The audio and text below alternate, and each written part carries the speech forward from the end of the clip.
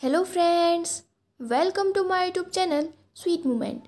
I am here with a new part of Until Next Life. तो friends part 21 मैंने आज ही upload किया है, तो आप लोग पार्ट 22 देखने से पहले पार्ट 21 ज़रूर देख लीजिएगा। लास्ट वीडियो में मैंने आपको बताया था कि जब विंग और वांग जी क्लाउड से दूर जा रहे थे तो उन दोनों पे अटैक होता है, क्योंकि लान क्लान के कुछ मेंबर्स वैन क्लान से मिल गए थे और उन लोगों ने उन्हें लंजा और विंग के लोकेशन के बारे में इन्फॉर्म कर दिया था। फाइट के टाइम पर जब एक स्वॉर्ड विंग को लगने वाली थी तो लंजा उस स्वॉर्ड और विंग के बीच में आ जाता है, जिससे वो स्वॉर्ड लंजा को लग जाती है और उसका चेस्ट ब्लीडिंग करने लगता है। विंग जब भी देखता है तो वो फ्रोज हो जाता है और लंजा की बॉडी को अपने आर्म्स में कैच कर लेता है। उसे समझ नहीं आ रहा था कि छोटा सा वाउंड लंजा को इतना इफेक्ट कैसे कर रहा है, क्योंकि लंजा बहुत स्ट्रांग है। इतने छोटे से वाउंड से उसे कुछ नहीं हो सकता।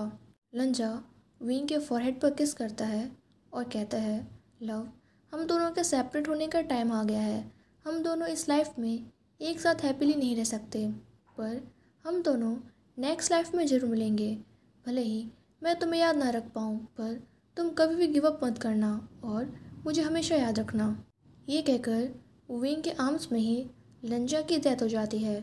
जियांग चेंग और जेवुजुन विंग को लंजा की बॉडी से फोर्सफुली सेपरेट करते हैं, क्योंकि विंग लंजा की बॉडी को नहीं छोड़ रहा था। फिर लास्ट में विंग सिर्फ लंजा के फॉरहेड वन को ही अपने पास रख पाता है और जेवुजुन लंजा की बॉडी को अपने साथ ले जाते हैं।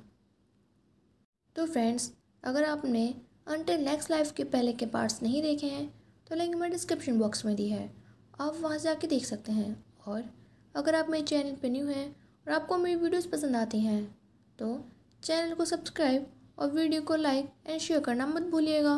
आज की स्टोरी स्टार्ट करते हैं। तो फ्रेंड्स, आगे की जो स्टोरी है वो ये है कि लंजा ने जेवुजुन से अपने वेडिंग के दिन क्या प्रॉमिस लिया था। लंजा जेवुजुन के रूम में जाता है और कहता है, ब्रदर, आपने मेरी वेडिंग के दिन जो प्रॉमिस किया था उसे कंप्लीट करने का टाइम आ गया है। सचिन कहता है, वांग जी, और वो अपना सिर हिला देता है और कहता है, प्लीज़ ये मत कहो। लंजा कहता है, मैंने सारे बुक्स रीड कर ली और मैंने सब कुछ सर्च कर लिया। सिर्फ यही एक ऑप्शन है जिससे विंग को बचा सकते हैं। ये आज तक कभी भी किसी ने ट्राई नहीं किया है, पर मुझे उसके लिए ये रिस्क लेना ही होगा। सचैन कहता है, तुम्हारा मतलब? लंजा अपनी बात को कंटिन्यू करते हुए कहता है, ट्रांसफ़र, मुझे विंग की बॉडी के उस डेविल को अपनी बॉडी में ट्रांसफ़र करना होगा। सिर्फ यही एक तरीका है जिससे मैं विंग को बचा सकता हूँ, और ये करने में सिर्फ एक आप हैं जो मेरी हेल्प कर सकते हैं। इस बारे में और किसी को पता नहीं चलना चाहिए। लंजा अपनी बैगिंग आइज़ के साथ अपने ब्रदर को देख रहा था, पर जेवुजुन लंजा के पास आते हैं और उसके शोल्डर को टाइटली पकड़ लेते हैं। लंजा ने फर्स्ट टाइम अपने ब्रदर को इतना एंग्री, अपसेट और आउट ऑफ कंट्रोल देखा था। वांग जी, तुम्हें रियलाइज़ भी है तुम क्या कह रहे हो? तुम इस बात को इतने नॉर्मल तरीके से कह रहे हो जैसे ये कुछ है ही नहीं। तुम खुद को मारना चाहते हो, और तो और तुम चाहते हो कि ये काम तुम्हारे लिए मैं करूं, मैं अपने लिटिल ब्रदर को मार दूं। वांग जी, तुम कुछ ज़्यादा ही ईविल नहीं हो रहे हो? लंजा कहता है, दगो, पर एलेन सेचेन क्लियरली कह देता है, नो, और वो अपने हाथ को लंजा के शोल्डर से हटा लेता है और उससे दूर हो जाता है। उसकी आंखों से टीयर्स निकल रहे थे। वो कहता है, नहीं, मैं ये नहीं कर सकता। लंजा कहता है, मैं उसे अपने आर्म्स में इस तरह मरते हुए नहीं देख सकता। आपको पता है दगा, जब से उसकी कंडीशन हुई है मैं डे ड्रीमिंग करने लगा हूँ। मुझे हमेशा ऐसा लगता है जैसे मैं विंग के कॉफिन के सामने खड़ा हूँ। उसने वाइट कलर की ड्रेस पहनी हुई है जो बिना किसी सोल के प्योर एंजल की तरह लग रहा है, जिससे मैं प्यार करता हूँ। अगर आपको पता होता कि मैं विंग से कितना प्यार करता हूँ तो आप इस बात को समझ सकते हो। ब्रदर, जब कोई भी बात विंग पे आती है तो मैं बहुत ज़्यादा वीक हो जाता हूँ। हाँ, मैंने आपसे ये कहने की हिम्मत की मैं सेमलेस हूँ, पर जिस तरह से विंग मुझे देखता है और मेरा नाम लेता है, उसके लिए मैं ये दोबारा करने को भी तैयार हूँ। भले ही मैं मर जाऊँ, इससे कोई फ़र्क नहीं पड़ता, पर उसे ज़िंदा रहना होगा। लैंस चैन कहते हैं, पर बात इतनी सी नहीं है वांग जी। तुम्हारी सोल सबसे डिफरेंट है, सबसे प्योर है। अगर उस डेविल को तुम्हारी बॉडी में ट्रांसफ़र किया जाएगा तो गॉड तुम्हें फॉरएवर के लिए कर्स कर देंगे। सिर्फ तुम्हारी ये लाइफ ही ख़त्म नहीं हो जाएगी, बल्कि अगर तुम बहुत ज़्यादा लकी होगे तभी तुम दोबारा से बॉर्न होगे और तुम्हें उस टाइम कुछ भी याद नहीं रहेगा। जब तक कि लंजा पूछता है, जब तक कि क्या ब्रदर? लैंस चैन कहता है, जब तक कि एक और सेक्रीफाइस ना हो।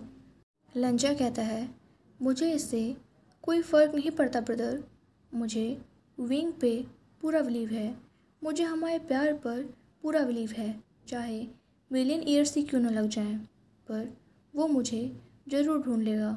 अपने ब्रदर की बात सुनकर लैंस चैन अपनी आंखें क्लोज कर लेता है और जब वो अपनी आइज़ ओपन करता है तो वो ऑलरेडी काम डाउन हो चुका था और कहते हैं, अगर सच में यही है जो तुम चाहते हो तो मैं तुम्हारे लिए ये करने को एग्री हूँ।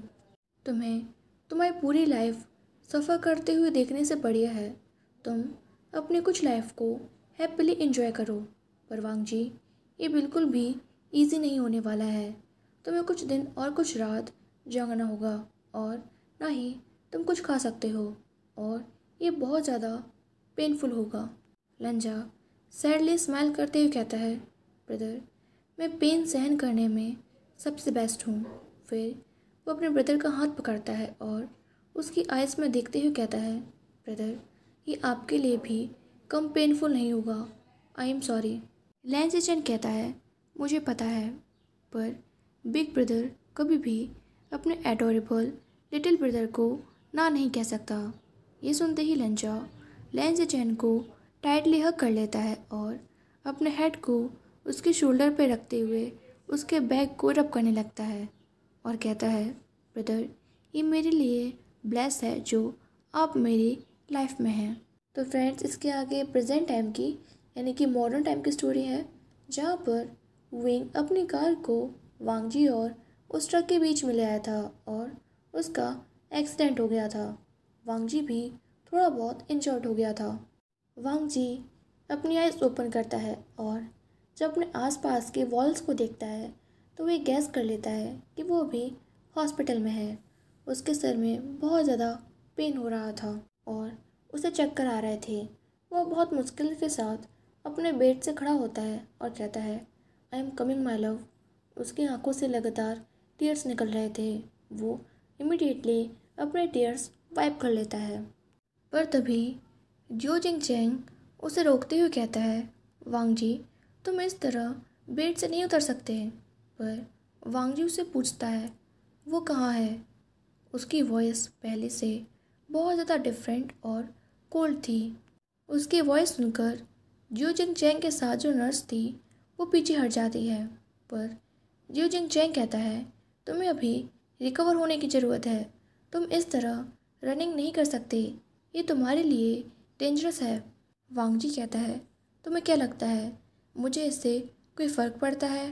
और वो जियो जिंग चैंग को पुश करते हुए वहाँ से दौड़ने लगता है और कहता है, मैं खुद उसे ढूंढ लूँगा।